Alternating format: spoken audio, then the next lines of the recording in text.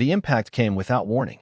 Jake stood frozen beside his battered truck, dust still settling around him in the golden evening light. 10 feet away, the wild Mustang lay on its side, its black coat glistening with sweat, one leg awkwardly splayed. For a moment, time suspended as their eyes locked, the horses filled with pain and defiance, Jake's with horror and regret. Then the Mustang struggled to rise, muscles rippling beneath its coat as it fought against injury. When it finally stood, it kept its weight off one leg, but its head remained high, nostrils flaring, eyes never leaving Jake's face. The animal's breath came in heavy clouds in the cooling air. "Easy," Jake whispered, his voice barely audible over the ticking of his truck's cooling engine. "I'm sorry. I'm so sorry." The Mustang's ears flicked forward at the sound of his voice, not in fear but in assessment. Something passed between them in that moment, something Jake couldn't name but felt in his bones. This wasn't just an accident. This was the beginning of something neither of them could yet understand. But to understand how this moment transformed everything, we need to go back to the day it all began. Jake Matthews hadn't slept properly in months. The weight of his father's empty chair at the kitchen table pressed down on him every morning as he drank his coffee alone, reviewing bills that never seemed to end. At 28, he'd inherited not just the family farm but its mounting debts, outdated equipment, and the crushing responsibility of being the fourth-generation Matthews to work this land. "You can always sell," his uncle had suggested last Sunday. No shame in knowing when to fold. But there was shame, at least for Jake. His father had worked himself to death keeping this place, and the thought of being the one to lose it made his stomach turn. So he pushed harder, worked longer, and slept less, watching as neighboring farms fell to developers one by one. That evening, he'd been returning from town after another disappointing meeting with the bank. The sun was setting, painting the fields in gold and amber, when he rounded the bend on the dirt road that cut through the eastern pasture. He was distracted, mind churning with numbers that wouldn't add up, when a flash of movement caught his eye too late. The impact wasn't hard. He'd already been slowing for the turn toward home, but the sound of his truck connecting with flesh and bone would haunt him. The Mustang had appeared from nowhere, crossing the road in a blur of black. Now, as Jake approached the injured animal with cautious steps, he realized he recognized this horse. The locals called it the Ghost, a wild Mustang that had somehow separated from the herds further west and had been spotted occasionally at the edges of farms in the area. Some considered it a nuisance, others viewed it with a kind of reverent respect. "I'll help you," Jake said softly, though he had no idea how. The Mustang's eyes, dark and liquid, watched his every move. When Jake took another step forward, the horse snorted and limped backward, maintaining the distance between them. Jake stopped, understanding washing over him. This wasn't going to be simple. The horse was wild, injured, and now had every reason to distrust humans. But something in those eyes called to him, perhaps because he recognized the same wounded pride he carried himself. "I'll be back," he promised, returning to his truck. That night, Jake barely slept. He researched wild horse behavior until his eyes burned, made calls to local vets who mostly advised him to contact wildlife services, and prepared a makeshift shelter in the old equipment barn. By dawn, he'd loaded his truck with water, feed, and basic first aid supplies.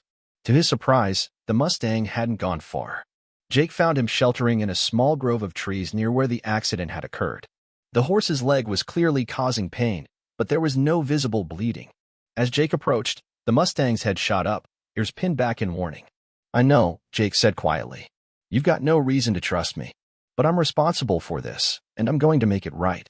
He set down a bucket of water and some feed at the edge of the grove, then backed away to his truck. From there, he watched as the Mustang eyed the offerings suspiciously for nearly an hour before finally approaching to drink. For 3 days, this became their routine. Jake would bring supplies, retreat to a distance, and watch as the horse cautiously accepted his offerings. On the 4th day, old Bill Harmon from the neighboring property spotted Jake's truck and pulled alongside. "That the wild one everyone's been talking about?" he asked, squinting toward the trees. "Yeah," Jake admitted. Bill shook his head. "Waste of time, son. That's not a pet. It's a wild animal. It'll either recover and run off, or it won't make it. Either way, you've got a farm that needs tending." "I hit him," Jake said simply. "I owe him." "You can't save everything, Jake. Your daddy tried that too." The words stung because they carried truth. His father had refused to modernize, refused to cut corners, refused to give up on anything, and it had cost him everything in the end. But as Bill drove away, Jake looked back at the Mustang watching him from the trees and made a decision. "I'm calling you Spirit," he said, "because that's what I see in those eyes. By the end of the week, Spirit allowed Jake to approach within 10 feet before becoming agitated. The limp was improving, but Jake worried about proper treatment. He began bringing a folding chair, sitting at a distance and talking quietly about everything and nothing: the farm, his worries, his memories of his father. "I don't know if I can save this place," he admitted one evening as the sun set. "Dad always said the land would provide if we respected it, but the numbers don't lie. Maybe I'm not cut out for this." Spirit's ears swiveled toward Jake's voice, his eyes watchful. For the first time, the horse approached while Jake was still sitting there, stopping just beyond arm's reach to lower his head and sniff cautiously. Jake held his breath, hardly daring to move. "Hey there," he whispered. Spirit didn't flee. Instead, he took another hesitant step forward, close enough that Jake could feel the warmth of his breath. Something shifted in that moment, a recognition between two beings carrying their own kinds of injury. The breakthrough was short-lived. A truck backfired on the distant highway, and Spirit startled, bolting several yards away before stopping to look back at Jake with what almost seemed like apology. "It's okay," Jake called. "We've got time." But they didn't have much time, as it turned out. The following day, Jake received a certified letter. The bank was calling in the farm loan early due to missed payments. He had 60 days to come up with funds he didn't have. That evening, Jake arrived at the Grove with his mind elsewhere. He moved too quickly, approached too directly, and Spirit reared up in alarm, nearly striking Jake with his hooves before galloping away, his limbs still visible but much improved. "Spirit!" Jake called after him, but the horse disappeared into the gathering dusk. For 3 days, there was no sign of the Mustang. Jake continued to leave food and water, but it remained untouched. His guilt doubled, first for injuring the horse, now for frightening him away before he was fully healed. Meanwhile, the farm demanded attention. Equipment broke down, crops needed tending, and the calendar pages turned relentlessly toward the bank's deadline. Jake worked from dawn until well past dark, collapsing into bed only to stare at the ceiling, thinking of both the farm and the missing Mustang. On the 4th day, Jake was repairing fencing in the north pasture when he glimpsed a familiar black shape at the tree line. Spirit stood watching him, as if he'd been there all along. Jake set down his tools slowly. "You came back," he said, not moving toward the horse. Over the next 2 weeks, they established a new routine. Jake would work in the fields, and Spirit would graze at a distance, gradually moving closer each day. Jake began carrying apples in his pockets, occasionally holding one out in an open palm. The first time Spirit took food from his hand, Jake felt a surge of emotion he couldn't name. The Mustang's lips were velvet soft against his palm, the connection brief but electric. Spirit's eyes, once filled with fear and pain, now held a cautious curiosity. "That's it," Jake murmured. "We're figuring this out together." By the 1-month mark, Spirit allowed Jake to touch his neck, standing still but trembling slightly under the contact. Jake moved with deliberate gentleness, speaking in the same quiet tones he'd used from the beginning. The leg had healed well, with only an occasional stiffness remaining. But as their bond strengthened, Jake's financial situation deteriorated. The bank was unmoved by his request for extension. Equipment continued to fail at the worst possible times. Crops that should have been thriving struggled under unusual weather patterns. "You should consider selling that wild horse," suggested Maria Delgado, who ran the feed store in town. "There's folks who'd pay good money for a Mustang like that, especially one that's already starting to trust people." Jake shook his head. "He's not mine to sell. He's wild." "Not so wild anymore," Maria observed. "I've seen how he follows you around the north fields. That horse has chosen you, Jake." The thought lingered as Jake drove home. Spirit had begun to meet him at the edge of the property each morning, walking the perimeter with him as he checked fences and irrigation lines. There was still distance. Spirit would bolt if Jake moved too suddenly or if strange vehicles approached, but there was also undeniable connection. With 40 days remaining until the bank's deadline, Jake made a desperate attempt to gentle Spirit enough to accept a halter. The result was disastrous. The moment the rope touched Spirit's neck, the horse panicked, rearing and kicking before galloping away in terror. Jake didn't see Spirit for a week after that. When the Mustang finally returned, he kept his distance, watching Jake with renewed wariness. All their progress seemed erased in a single misstep. That night, Jake sat on his porch steps, head in his hands. The farm was slipping away. His father's legacy was crumbling. And now he betrayed the trust of the one bright spot in his life. "I'm sorry, Dad," he whispered to the night sky. "I don't think I can do this." The next morning, Jake woke to the sound of nickering outside his bedroom window. Spirit stood in the yard, head high, watching the house as if waiting for Jake to appear. Instead of rushing out, Jake simply opened the window. "I'm sorry," he called softly. "I pushed too hard." "That's not how this works, is it?" Spirit's ears flicked forward, listening. "I'm scared," Jake admitted, the words catching in his throat. "I'm scared I'm going to lose everything my family built. I'm scared I'm not strong enough or smart enough to save it. And I think I was trying to prove something with you that I can't even prove to myself." To his amazement, Spirit approached the house, stopping just below the window. The horse looked up at him with those intelligent eyes, and Jake felt understood in a way he hadn't since his father died. That day marked a turning point. Jake stopped trying to control their relationship and simply allowed it to evolve naturally. He brought a brush one day, showing it to Spirit and waiting until the horse approached on his own to investigate. The first brushing session lasted only moments, but Spirit's lowered head and half-closed eyes showed his enjoyment. With 30 days left until the deadline, Jake received an unexpected visitor. Nora Blackwood, a renowned horse trainer known for her work with rescued Mustangs, pulled into his driveway unannounced. "Maria from the feed store called me," she explained. "Said you might need some guidance with a wild one." Jake was initially defensive. "I'm not trying to break him or train him for riding. He's healing." "We both are." Nora smiled. "That's exactly why I came. Too many people try to force these animals into submission. What you're doing, building trust first, that's the right way." For the next week, Nora visited daily, not to work with Spirit directly but to guide Jake. She showed him how to read the Mustang's body language, how to communicate his intentions through his own movements, how to create invitations rather than demands. "He's choosing to be with you," Nora observed as they watched Spirit grazing nearby. "That's worth more than any forced compliance." "But is it enough?" Jake asked, thinking of the looming bank deadline. "For what?" Nora asked. Jake hesitated, then explained his situation, the struggling farm, the loan, the impossible deadline. Nora considered this. "There's a natural horsemanship demonstration at the county fair next weekend. The organizers are looking for compelling stories to showcase. The prize money isn't enough to save your farm, but it might buy you some time with the bank." "Spirit's barely accepting a halter," Jake protested. "He's nowhere near ready for something like that." "The demonstration isn't about tricks or riding," Nora explained. "It's about connection. And what you two have built, a relationship based on choice rather than force, that's exactly what people need to see."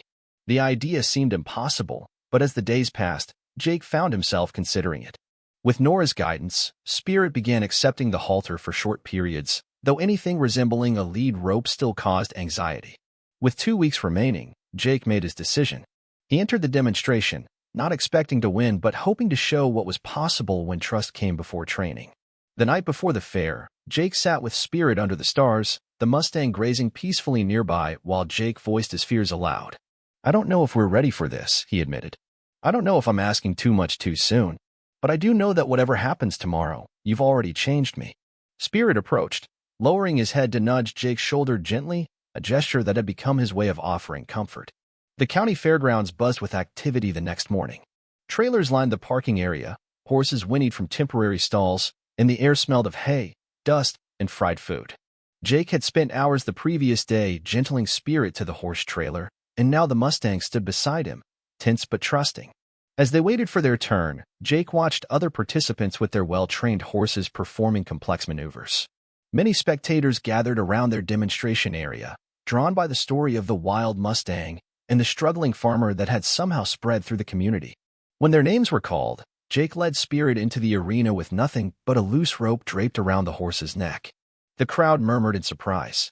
"Ladies and gentlemen," the announcer began, "Jake Matthews and Spirit are demonstrating a different approach today. This wild Mustang was injured in an accident just 2 months ago and has never been traditionally trained. What you'll see is the result of patience, trust, and mutual respect." Jake's heart pounded as he removed even the loose rope, leaving Spirit completely free in the arena. For a terrifying moment, he thought the horse might bolt from the noise and crowd. Spirit's eyes were wide, his body tense. "It's just us," Jake said quietly, focusing entirely on the horse before him. "Just like at home." He began to move slowly, using the silent language they developed together. Spirit followed, matching Jake's pace, stopping when he stopped, turning when he turned. There were no commands, no cues visible to the audience, just two beings moving in harmony. When Jake knelt in the center of the arena, Spirit approached on his own, lowering his head to rest his muzzle against Jake's shoulder in the gesture that had become their shared language of trust. The crowd fell silent, then erupted in applause. Spirit startled but didn't flee, instead looking to Jake for reassurance. They didn't win first place that day. Their demonstration lacked the technical precision of the trained performance horses. But they received a special recognition award, and more importantly, caught the attention of several influential people in the agricultural community. One of them was Eleanor Whitman, who approached Jake afterward. "That was remarkable," she said.